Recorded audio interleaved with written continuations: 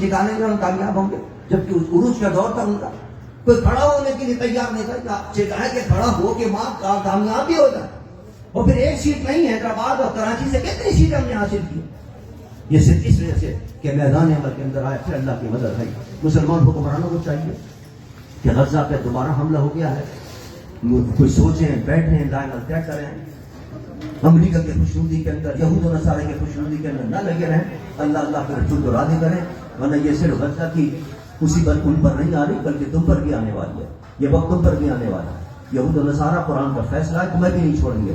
ہمیں چاہیے کہ مل کر سوچیں. بالخصوص پاکستان پر ذمہ داری زیادہ عائد ہوتی ہے کیونکہ ایٹمی ملک ہے یہ. ہانیہ یہ کہتا ہوا شہید ہو گیا کہ صرف پاکستان ایک دھمکی دے دے تو یہ مسئلے ختم ہو جائیں گے اور اسرائیل جو ہے وہ حملے بند کر دے گا. ہم دھمکی دینے کے لیے تیار نہیں تھے کہ کہیں امریکہ ناراض نہ ہو جائے. ہم نے سوچنا ہوگا، اپنی پالیسیاں تبدیل کرنی ہوں گی. ورنہ ظاہر بات ہے کہ جو پاکستان میں حالات اس وقت پیدا ہو گئے ہیں، جس انداز سے بلوچستان بالکل تحریکیں چل گئی ہیں، علیحدگی کی تحریکیں چل گئی ہیں، کے بی کے اندر یہ صورتحال ہے، تو اس صورتحال کے اندر اس سے مقابلہ کرنے کا واحد طریقہ یہ ہے کہ قوم ایک جگہ متحد ہو، اپنے ذاتی اختلافات کو ختم کرے، ملک قوم کے لیے متحد ہو کر سوچیں. اور صرف پاکستان بھی نہیں سوچیں بلکہ پوری امت مسلمہ کی بھی سوچیں. پاکستان پر تو پوری امت مسلمہ کی نظر ہے کہ یہ تو ہماری مدد کرے گا پوری دنیا کے اندر. ہاتھ اٹھا رہے ہیں اور دعا کریں اللہ کی